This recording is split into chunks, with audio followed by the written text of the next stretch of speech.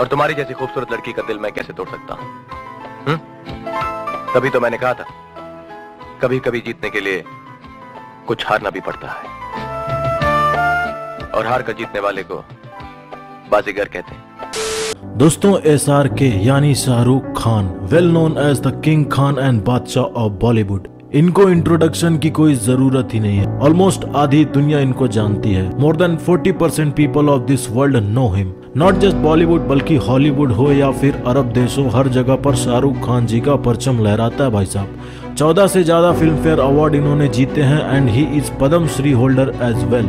Not just India बल्कि France की government ने भी इनको 2 अवार्ड के साथ नवाजा है। Shahrukh Khan received the 2018 Crystal Award for his leadership in championing children's and women's rights in India. World wide में नाम बनाना और बाहर देश में भी अवार्ड से नवाजा जाना, it's not a easy task. इन्होंने प्रूव किया कि अगर आप किसी चीज को लेकर पैशनेट हो तो मंजिल कितना भी दूर हो इससे फर्क नहीं पड़ता। इनफैक्ट फिर मंजिल तय करेगी कि तुमको कहां तक ले जाना है। And now he is one of the most successful actor in this whole world. 1980s में इन्होंने पहली बार टीवी इंडस्ट्री में एंट्री मारी। इसका सिली कमीज जो है आप यहीं दुकान पे लाके पटक देना। और 1992 में बॉलीवुड की एक मूवी दीवाना से इन्होंने डेब्यू किया था। इन्होंने अभी तक तकरीबन 80 फिल्मों में काम किया है और कई अनगिनत रियलिटी शोज में काम किया है। बाजीगर, डर, अंजाम, ये सब इनकी शुरू की फिल्में थी और इन सब फिल्मों में इन्होंने विलन का रोल प्ले किया था। उसके बाद डायरेक्टली ही shift from being a villain to a romance king. Dilwale Dulhania Le Jayenge, दिल तो पागल है, कुछ कुछ होता है, मोहब्बतें, कभी खुशी कभी गम, इन सब मूवीज में इन्होंने रोमांटिक रोल्स किए। उसके बाद इनके अंदर का टैलेंट और निखर के बाहर आया जब इन्होंने देवदास में एक अल्कोहलिक का रोल किया, स्वदेश में एक नासा साइंटिस्ट का रोल किया और चक दे इंडिया में एक हॉकी कोच का रोल किया। And my name is Khan में इन्होंने एक मेंटली चैलेंज्ड बंदे का रोल किया था। इसको कोई कैसे भूल सकता है। इन सब मूवीज ने क्रिटिक्स को भी मजबूर कर दिया ये मानने पे कि he is really a king of this Bollywood. And Chennai Express, this movie was the best combo of comedy and romance. आज ये भले ही एक वेल नोन एक्टर हैं, प्रोड्यूसर हैं और एक एंटरप्रेन्योर हैं, but he was never the same as now. इन्होंने भी बहुत छोटी जगह से शुरुआत की थी। आज इन्हीं की जिंदगी के सफर के बारे में हम जानेंगे। अर्श से फर्श तक का सफर इनका कैसा रहा, क्या क्या चैलेंजेस इन्होंने फेस किए और ऐसी कौन सी क्वालिटी है जो इनको सबसे बेस्ट बनाती है। आज यही सब जानेंगे हम इस वीडियो में। जानता हूँ इंट्रो थोड़ा बड़ा था, लेकिन बात भी किसकी कर रहे हैं वो भी तो देख सकते हो। तो वीडियो में दोस्तों लास्ट तक बने रहो, बहुत ही इंटरेस्टिंग वीडियो होने वाली है और यकीन मानो दोस्तों आपको इस वीडियो से बहुत ही इंस्पिरेशन मिलने वाली है। तो चलो बिना किसी देरी के लेट्स रोल द वीडियो।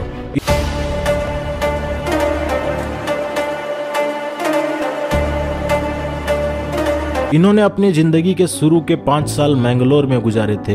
इनके फादर साहब का नाम था मीर ताज मोहम्मद खान और इनके फादर साहब इंडियन इंडिपेंडेंस एक्टिविस्ट थे और पेशावर से बिलोंग करते थे। यह ऐसा दौर था जब हिंदुस्तान का पार्टीशन नहीं हुआ था। इंडिया, पाकिस्तान, बांग्लादेश सब कुछ एक ही था, यानी देश की आजादी और यूनिटी के लिए इनके फादर साहब का भी कंट्रीब्यूशन रहा है। और जब 1948 में देश का बंटवारा हुआ तब इनके फादर साहब न्यू दिल्ली आ गए और इनकी मदर लतीफ फातिमा जी भी पढ़े लिखे घर से थी।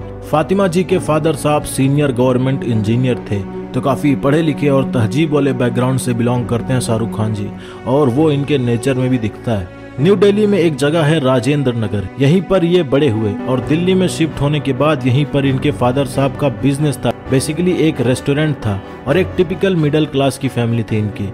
और उस वक्त एक किराए के अपार्टमेंट में ये अपनी फैमिली के साथ रहते थे। इन्होंने सेंट्रल दिल्ली में सेंट कोलंबिया स्कूल से अपनी स्कूलिंग की और बचपन से ही ये पढ़ाई और स्पोर्ट्स दोनों में बहुत अच्छे थे। इनफैक्ट हॉकी और फुटबॉल में ये इतने अच्छे थे कि इनको स्कूल के एक कंपटीशन में जीतने के बाद स्वॉर्ड ऑफ ऑनर इस अवार्ड से नवाजा गया था। शुरू में इन्होंने अपना करियर स्पोर्ट्स फील्ड में बनाने का सोचा था, बट कहते हैं ना किस्मत को कभी कभी कुछ और ही मंजूर होता है। इनकी किस्मत में भी शायद कुछ और ही मंजूर था। इनको शोल्डर में एक इंजरी हो गई थी जिसके बाद इनको न चाहते हुए भी स्पोर्ट्स से दूर होना पड़ा। उसके बाद इन्होंने अपनी चॉइस बदली और स्टेज शोज में परफॉर्म करने लगे। इनके फेवरेट कलाकार हैं दिलीप कुमार, अमिताभ बच्चन और मुमताज जी, और ये इन्हीं एक्टर्स की एक्टिंग करते थे और इनको इसी काम के लिए काफी प्रेज भी किया जाता था। कौन कमबख्त है जो बर्दाश्त करने के लिए पीता है? कौन कमबख्त बर्दाश्त करने को पीता है? हंसराज कॉलेज से इन्होंने इकोनॉमिक्स में बैचलर्स की डिग्री ली और most of the time he was busy in Delhi's theatre action group. यहाँ पर ये एक्टिंग सीखते थे। डिग्री कंप्लीट करने के बाद इन्होंने मास्टर्स डिग्री के लिए भी अप्लाई किया, but he left this idea and determined to make his career in acting field. NSD जो कि काफी पॉपुलर एक्टिंग स्कूल है दिल्ली में, शुरुआती करियर में इन्होंने एनएसडी भी ज्वाइन किया था। 1981 में कैंसर की वजह से इनके फादर साहब की डेथ हो गई एंड 1991 में इनकी मदर की भी डेथ हो गई। माँ बाप की डेथ के बाद इनकी सिस्टर जी शहनाज पूरी तरीके से डिप्रेशन में चली गई and then he started to take her responsibility, और उसके बाद इनकी सिस्टर जी इनके फैमिली के साथ रहने लगी। इनकी शादी एक पंजाबी हिंदू लड़की से हुई है। Yes, we are talking about Gauri ma'am. 1991 में पूरे हिंदू रीति रिवाज से इन दोनों ने शादी की थी। इनके 2 बच्चे भी आप जानते होंगे, आर्यन और सुहाना, जो कि बिना किसी वजह से बेचारे ट्रोल किए जाते हैं just for being a star kid. Gauri ji और खान साहब भले ही अलग अलग रिलीजियस बैकग्राउंड से हों, but they both respect each one's religion. इनके घर में कुरान के साथ साथ देवी देवताओं की भी मूर्तियां आपको देखने को मिलेंगी। ये तो थी इनकी पर्सनल लाइफ से जुड़ी कुछ बातें, बट सवाल उठता है कि प्रोफेशनल लाइफ में इन्होंने एक्टिंग कैसे शुरू की और किसने इनको पहला ब्रेक दिया बॉलीवुड में। बात है 1988 की। जब ये दिल्ली में रहते थे तब इनको 1988 में एक टीवी सीरियल में एक लीड रोल के लिए कास्ट किया गया। इस टीवी सीरियल का नाम था दिल दरिया, बट इस सीरियल में डिले होने लगा, जिसकी वजह से यह सीरियल दरिया में चला गया और इन्होंने दूसरे प्रोजेक्ट पर काम करना शुरू कर दिया।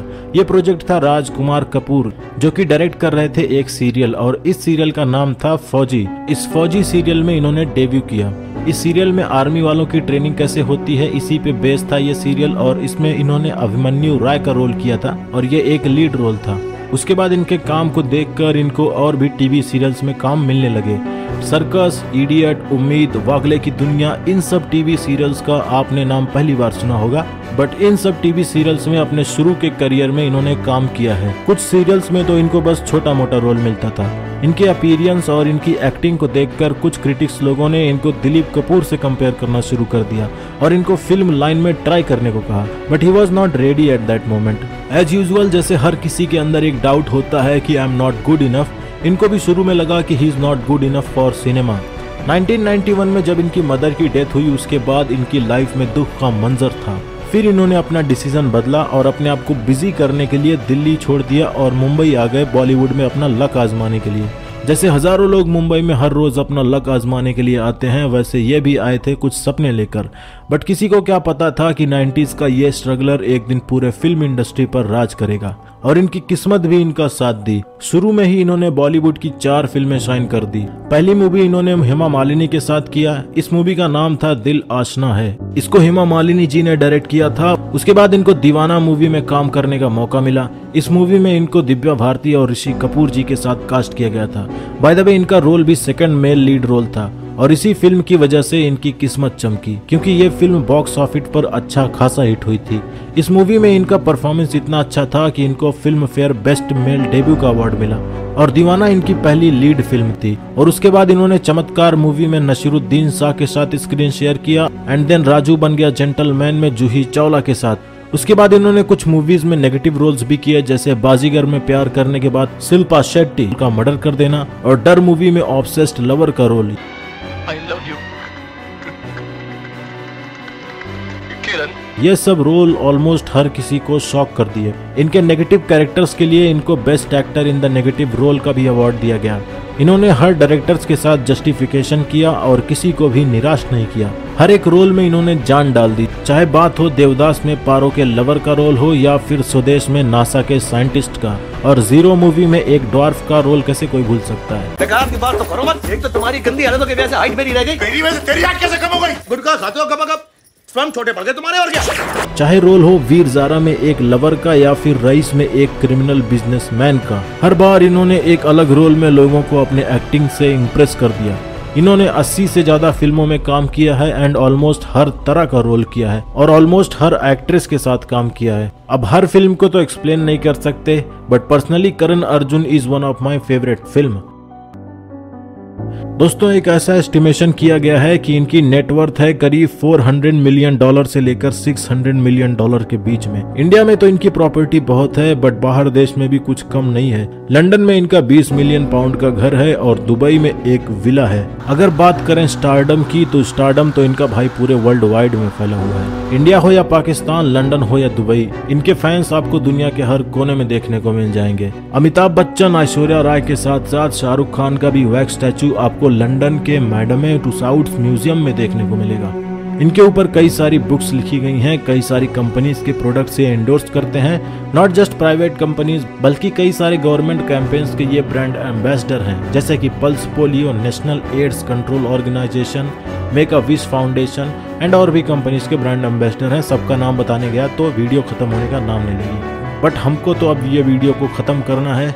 इनके बारे में बहुत कुछ चीज़ें हैं जो हम इनसे सीख सकते हैं, जैसे कि इनकी स्पिरिट ये है कि ये कभी भी किसी से कम्पीट नहीं करते। मैं शाहरुख खान से करीब 25 साल पहले मिला था। मैंने उसे कहा यार, वो कहता सिद्धू साहब मैं आपका बड़ा फैन हूँ। मैंने कहा यार उन दिनों वो फौजी में काम किया करता था, फौजी और वो दूसरी जो है एक, हाँ करेक्ट है यार, आपकी मेमोरी तो you know it's like elephants, often elephants would consult. तो मैंने उसको कहा यार कहाँ अगला क्या प्रोग्राम है तुम्हारा? उसने कहा सिद्धू साहब बॉलीवुड। मैं बॉलीवुड जाना चाहता हूँ। बॉलीवुड जाएगा, क्या बात करता है? बॉलीवुड में तो कट थ्रोट कंपटीशन है, वो तो खा जाएंगे तुझे यार, निगल जाएंगे, they will eat you like a sausage for breakfast. तो उसने मुझे एक लाइन कही, वो आज भी मेरे जहन में अंकित है। उससे बड़ी लाइन इस दुनिया में कोई नहीं है। उसने कहा सिद्धू साहब I don't compete with anyone, I compete with my self. मैं अपने आप को बेहतर करना चाहता हूं, मैं दूसरों को कभी खींचना नहीं चाहता हूं। इंसान को अपना कंपटीशन किसी और के साथ नहीं बल्कि खुद के साथ कम्पीट करना चाहिए, खुद को बेहतर करते रहना चाहिए। ये चीज आप इनसे सीख सकते हैं। अब ये बात नहीं करूंगा मैं कि ये कौन से साबुन से नहाते हैं और कौन सा डिओड्रेंट लगाते हैं, ये सब बकचोदियां मैं नहीं करने वाला। इस वीडियो में बस इतना ही जो था इनके बारे में बताना था बता दिया। कुछ ऐसी बातें जो आपको इस वीडियो से पता चली हो जो आप पहले नहीं जानते थे, तो इसी बात पर इस वीडियो को लाइक कर देना भाई, और चैनल को सब्सक्राइब करके नोटिफिकेशन बेल दबा देना। मैं ऐसी ही इंटरेस्टिंग और इन्फॉर्मेटिव वीडियोस लाता रहता हूं। तो चलो मिलते हैं नेक्स्ट वीडियो में, तब तक के लिए enjoy the ending of this video.